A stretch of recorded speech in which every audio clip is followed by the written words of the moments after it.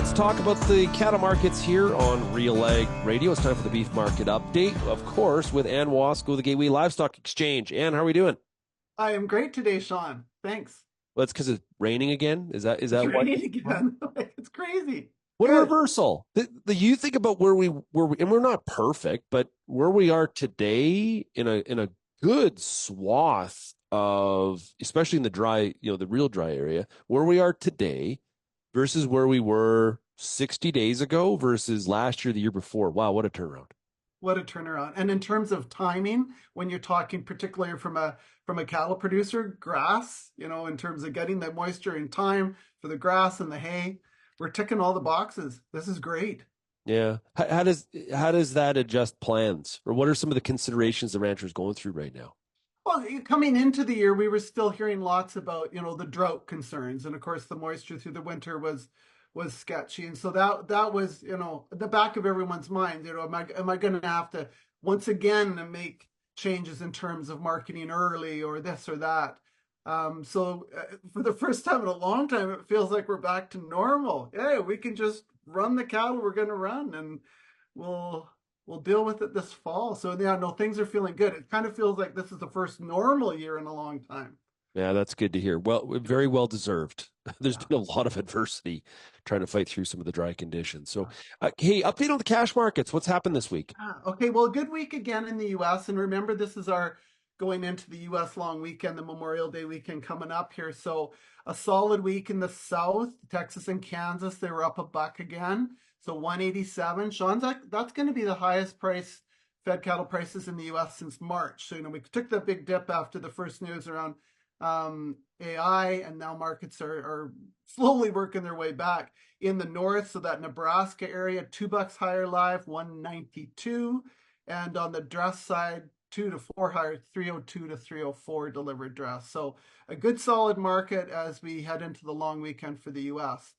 Now, on the cutout side, we did have a smaller kill last week. It was under 600,000. This week will be back up just over. But those things kind of shorted the beef supply a little bit. And we saw that cutout come up last week. Now, this week, the cutout's kind of stalled. It looks like the buyers, retail buyers have determined we've got enough to get through the long weekend. Let's see what happens. So the choice cutout closed last night just below a week ago, 309.85. The select is about $10 back. Again, I think retailers are going to watch, see how trade goes this weekend to see how much do they step back into the market for Father's Day, kind of the next big beef weekend, if you will. So I would suggest that markets are kind of playing out as I would have expected. The other news from the U.S. that we'll have later today is their May 1 cattle on feed report. And the expectations going into this afternoon is smaller April placements, larger April marketings. There was a couple of extra days in April, if you're wondering why was it bigger. And so the on-feed number for May 1st, we're hoping will finally drop below a year ago. Maybe only 0.5%, maybe 1%, but it'll be the kind of the first time in a while where we're finally seeing U.S. cattle on-feed numbers drop below a year ago. In Canada, here in Western Canada, we've been 2% below a year ago for a bit now. So it'll be good, I think, even kind of mentally to get that number back below a year ago that we've been watching for.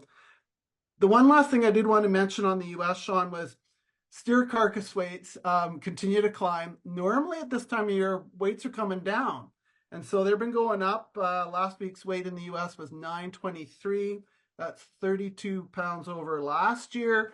And again, it's that classic. We're putting pounds on for a lot less dollars. The cost of gain is less than the dollars, the value of the cattle. So the economics make sense. We've said all along that we know this is the condition for 24 and we're going to put more weight on cattle, and that's exactly what cattle feeders are doing. So we'll watch that one. Kind of flip it to, let's take it back into Western Canada here. Pretty much a steady week in terms of where the fed cattle traded this week in Alberta. 432 to 433 delivered dressed was the market. It didn't feel quite as, there wasn't as much activity, not as quite as many cattle at the high end of the range. So last week, if you recall, the average in Alberta was 260. That was an all-time high. for the Canfax weekly average. We might not get there this week. It'll be close, but maybe we look back and say last week was the all-time high for the spring. But again, we're not done yet. Carcass weights in Canada, we did get a little more current here in Western Canada. Our weights 2 weeks ago down to 903 for steers.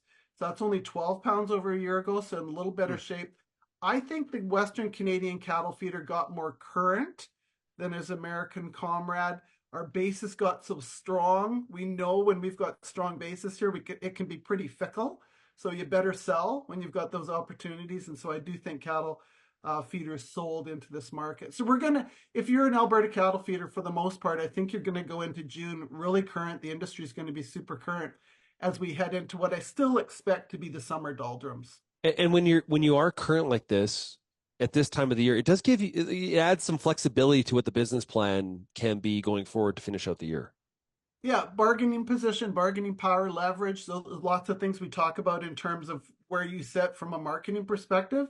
And then, of course, that helps making the plans down the road. We've got these pens that now we can kind of plan in terms of how we're going to fill those pens going forward. Yeah. Yeah. Memorial Day weekend this weekend, coming off Victoria Day long weekend in Canada. So we're kind of in this very, very good grilling period of the year. Demand. Let's talk about that, because Yeah. a lot of focus on beef prices, and we've been talking, it feels like 4 years about how high can beef prices go, and will the consumer continue to support beef as a source of protein? And the answer is yes. Yeah, yeah, it is. And I think, there's no question. Yes, beef prices at the counter are higher for sure. We talked about, I think, that on the show 2 weeks ago, Shaun, the last data that came out from StatsCan actually showed March's prices coming down from where we were in Feb. So we'll see what the April prices look like. But bottom line is, when you're measuring demand, it's not just measuring that price at the counter. It's how much beef is being sold at the value of that product. And so, and CattleFax just talked about this again this past week on one of their webinars, that demand continues to be very solid for the first part of 24. Yes, it's not 21 and 22, but so far, third best year in history. So again, yeah, prices are higher, but there's less beef to sell as we go forward. And that's really what we got to remember, what we're talking about when we measure demand. So demand is still certainly holding together very well through the spring of 24. It's good because of the supply. We need it, right? We could not afford a demand clip here. We need to continue to be strong in this area for sure, domestically and internationally. Yeah, we need that. Of course, if you're a cattle feeder, in terms of profitability, where we're sitting now at these record high prices, you need that to be able to turn some profits. So we need, if we're going to keep the industry profitable going forward here, we're going to need to keep prices solid all the way through. Hey, let's finish up cow market. What have you been seeing? Another great week. It's going to get quiet in the auction markets for feeder cattle and calves, but the slaughter cow market, very solid. Last week, Canfax reported another record high for D2 slaughter cows in Alberta, 185. That's $37 a hundred higher than this time last year. So wow. Crazy. And I'll tell you, Shaun, I don't think it's over yet, because typically last year the highs were made in June for cows. I think we still got more room ahead. Very interesting. Hey, Anne, thanks so much for joining us here this week on the Beef Market Update. All the best to you, and enjoy riding that horse in that tall grass. I will, and have fun long weekend, Shaun. Yeah, wait till we get some heat. Oh, you'll hear it growing from there.